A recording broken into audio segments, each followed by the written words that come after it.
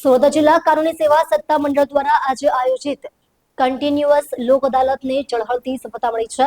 મુખ્ય જિલ્લા ન્યાયાધીશ અને જિલ્લા કાનૂની સેવા સત્તા મંડળના અધ્યક્ષ રાહુલ એ ત્રિવેદીના માર્ગદર્શન હેઠળ યોજાયેલી આ લોક અદાલતમાં પક્ષકારો અને વકીલોનો અભૂતપૂર્વ પ્રતિસાદ મળ્યો.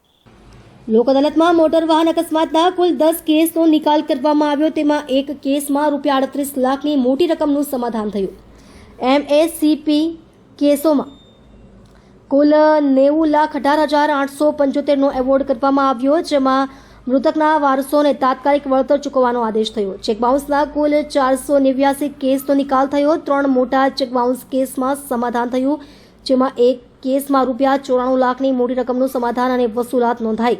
આ લોક અદાલતમાં કુલ ₹17,56,56,797ની વસૂલાત થઈ છે.